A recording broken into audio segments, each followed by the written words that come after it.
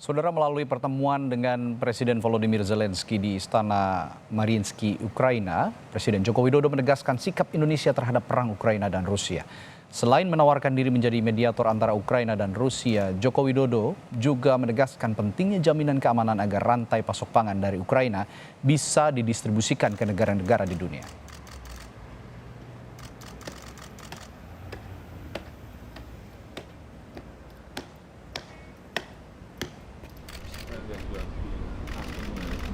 Saya sampaikan kembali undangan saya kepada Presiden Zelensky secara langsung untuk berpartisipasi dalam KTT G20 yang akan diselenggarakan bulan November tahun ini di Bali.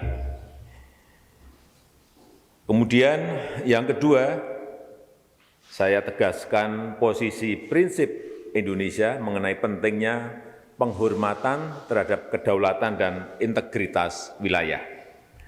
Yang ketiga, walaupun masih sangat sulit dicapai, saya tetap sampaikan pentingnya penyelesaian damai dan spirit perdamaian tidak boleh pernah luntur.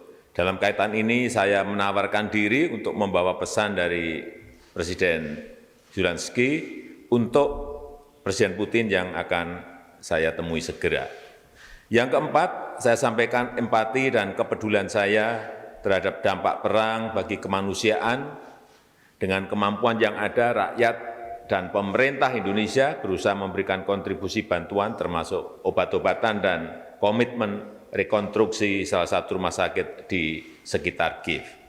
Yang kelima, saya sampaikan pentingnya Ukraina bagi rantai pasok pangan dunia. Semua usaha harus dilakukan agar Ukraina dapat kembali melakukan ekspor bahan pangan. Penting bagi semua pihak untuk memberikan jaminan keamanan bagi kelancaran ekspor pangan Ukraina termasuk melalui pelabuhan laut. Dan saudara, kita akan bergabung dengan wartawan harian Kompas Krismada yang saat ini berada di Kiev, Ukraina.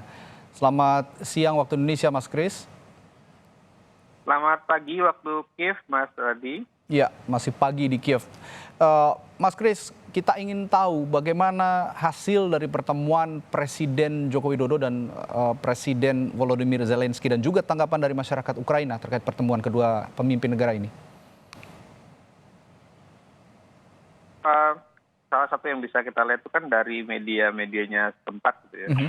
Dan media setempat beberapa seperti Pravda itu melaporkan pertemuan tersebut dengan menekankan pada undangan pribadi Presiden Joko Widodo kepada Presiden Zelensky untuk hadir di G20, KTT G20 pada November nanti di Bali.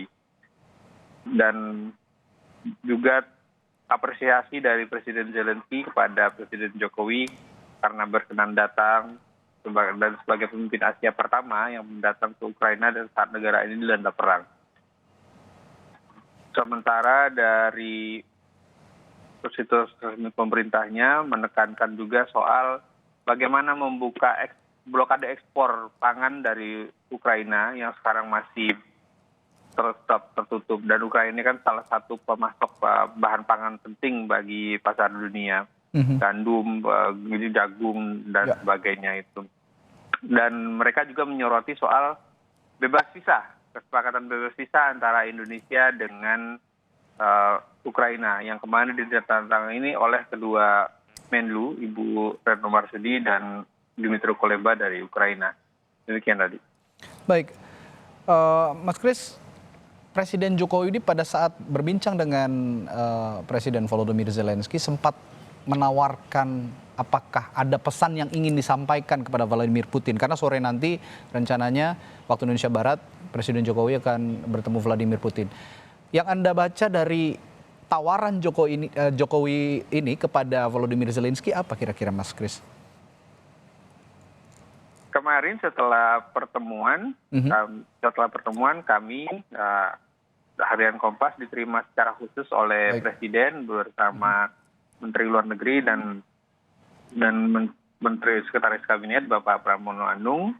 Dalam ada beberapa pembicaraan yang kami tanyakan dan Bapak Presiden menyatakan pesan itu adalah pesan pribadi dan akan disampaikan secara langsung secara pribadi pula pada Presiden Putin. Jadi niat baiknya lebih baik nanti akan diumumkan setelah ada pertemuan Putin seperti itu.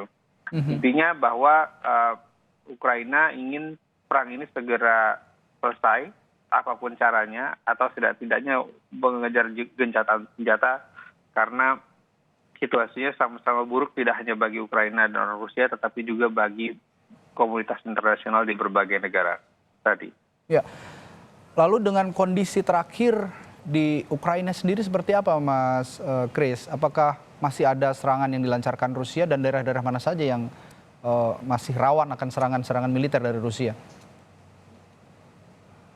Ada perkembangan menarik juga yang kemarin menggembirakan, bahwa kemarin sudah mulai ada pertukaran tahanan dan juga pertukaran jenazah di antara Rusia dan Ukraina. Ini hasil pembicaraan April kemarin yang terhenti pada Mei, dan diharapkan segera dimulai lagi perundingannya. Dan ini saling tukar tahanan ini adalah salah satu niat baik dari kedua pihak yang memungkinkan kedua belah pihak untuk kembali berunding. Tetapi di sisi lain memang perang masih terus berlanjut di Kharkiv, di Donetsk, Luhansk, Kherson, Mykolaiv, dan sebagian Odessa itu masih ada perang sampai sekarang, juga Zaporizhia. Nah, di luar itu masih ada juga serangan-serangan udara dan artileri seperti di Sumi yang berbatasan langsung antara Rusia dengan Ukraina juga ada, dan hari ini belum ada peringatan serangan udara. Kalau peringatan serangan udara itu artinya ada rudal yang dilepaskan. Baik, ya Presiden Jokowi ini kan melakukan perjalanan dari Ukraina ke Moskwa ini, mampir dulu ke Polandia dengan menggunakan kereta api begitu ya, Mas Chris. Pantauan Anda berarti jalur dari Ukraina menuju Polandia ini merupakan jalur yang sangat aman ya, yang dilalui Presiden Joko Widodo ini? Di jalurnya itu tidak bisa disebut aman 100% karena daerah-daerah yang dilalui Presiden juga ada yang sebelum Presiden datang, beberapa hari sebelum Presiden datang itu masih terkena rudal provinsinya. Seperti Lviv itu provinsi terbarat dan merupakan perbatasan Ukraina dengan Polandia, ya tetap beberapa kali terkena rudal. Bahkan di dekat pintu perlintasannya antara Ukraina dan Polandia di distrik Yaroviv, itu juga beberapa hari sebelum Presiden datang ada rudal yang menyasar di sana, dan rudal itu terbang hampir 1.500 km dari Laut Kaspia ke sana. Ya. Baik, ini juga memang kunjungan yang tidak biasa. Tapi yang Anda pantau di sana pada saat Anda diterima juga oleh rombongan Presiden, pengamanan yang dilakukan terhadap Presiden Joko Widodo baik oleh yang berangkat dari Indonesia maupun oleh pengamanan dari pihak Ukraina ini sama-sama tinggi ya, begitu ya, Mas Chris? Iya, demikian, karena kita kan hampir tidak pernah di Indonesia melihat pas pampres memakai rompi anti peluru, memakai helm anti peluru, dan memakai senapan gitu. Biasanya pas pampres memakai jas, tetap membawa senjata tetapi disembunyikan gitu kan. Tapi ini kemarin sangat terbuka membawa senjatanya dalam kondisi siaga perang. Di dalam ruangan pertemuan itu, kita kan kalau di istana jarang melihat ada tentara berseragam dan dengan senjata yang begitu mencolok. Di dalam ruangan pertemuan kemarin tuh semuanya memakai rompi anti peluru, hanya tidak membawa senapan, cuma magasinnya ada beberapa, dan ada juga membawa pistol. Nah, hal yang lain yang menarik dari kunjungan ini adalah, pertama, kala bertemu dengan para pemimpin Eropa yang sepekan lalu datang, ada Presiden Prancis Emmanuel Macron, ada Kanselir Jerman Olaf Scholz, ada Perdana Menteri Italia Mario Draghi. Presiden Zelensky memakai baju kaos lengan pendek, dan itu memang seragam yang dipakainya dalam berbagai pertemuan internasional, baik kala menerima tokoh dan sebagainya. Sewaktu menerima Presiden Joko Widodo, Presiden Zelensky memakai kemeja lengan panjang. Sejak perang meletus, bisa dihitung dengan satu jari tangan Presiden Zelensky memakai kemeja tampil di depan umum. Itu yang pertama. Yang kedua, ini adalah kunjungan kepala negara pertama yang didampingi oleh ibu negara. Sebelumnya ada beberapa kepala negara, pemerintahan datang sendirian, tidak didampingi oleh ibu negara. Demikian, Radi. Ya, ini yang cukup menarik ya, sampai Presiden Zelensky harus mengganti bajunya dengan tangan panjang, biasanya menggunakan tangan pendek begitu. Ini saya juga melihat Presiden bersama ibu negara mengunjungi rumah sakit di Kiev dan sempat berbincang dengan warga Ukraina yang juga menjadi korban serangan militer Rusia. Kami juga ingin tahu bagaimana tanggapan warga Ukraina terkait kunjungan Presiden Joko Widodo sendiri. Apa makna kunjungan ini untuk mereka? Ibu negara kemarin sempat berdialog dengan salah satu pasien di rumah sakit pusat ilmiah endokrin itu, dan sebagian itu kan akan dibantu Indonesia untuk dipulihkan lagi, direkonstruksi ulang rumah sakit. Dan mereka merasa terharu karena ada pemimpin yang negara yang jauh dan bersedia datang menemui mereka yang sedang menjadi korban. Kita bisa melihat di rekaman dari Sekretariat Presiden ada salah satu pasien yang begitu terharu saat dipeluk oleh ibu negara. Ya, mereka merasa terharu begitu ya, karena mereka tahu Indonesia itu jaraknya sangat jauh dan presiden dari negara yang jaraknya cukup jauh rela untuk mengunjungi Ukraina yang saat ini boleh dikatakan porak-poranda karena serangan Rusia, dan ini cukup menjadi kesan tersendiri bagi mereka, bagi para warga Ukraina yang menjadi korban serangan militer Rusia. Lalu Mas Kris, terakhir, Anda juga memantau hubungan diplomatik antara Presiden Joko Widodo dan juga Rusia. Ada informasi soal ini? Soal rencana pertemuan Presiden Joko Widodo atau informasi langsung dari Sekretariat Presiden terkait rencana kunjungan Presiden Joko Widodo bertemu dengan Vladimir Putin?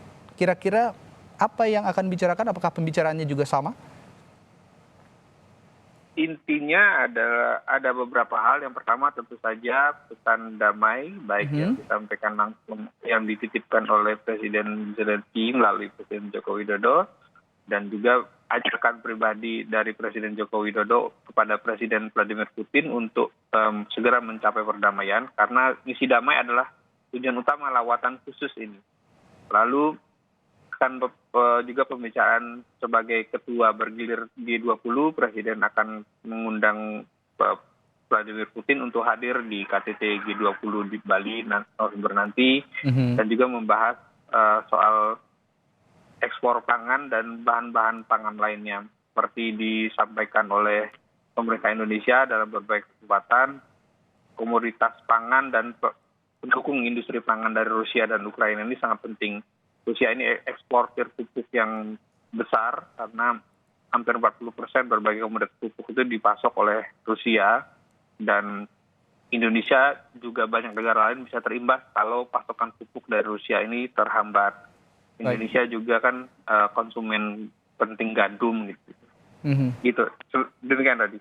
Baik, terima kasih Bung Kris Mada, wartawan harian Kompas yang saat ini berada di Kiev, Ukraina, telah berbagi informasi di Breaking News Kompas TV. Tentu saja kita masih menantikan, saat ini Presiden Joko Widodo masih dalam perjalanan dari Polandia menuju ke Moskwa yang rencananya nanti pada pukul 5 sore akan bertemu dengan Presiden Rusia Vladimir Putin. Breaking News Kompas TV, kami jeda sejenak, kami segera kembali.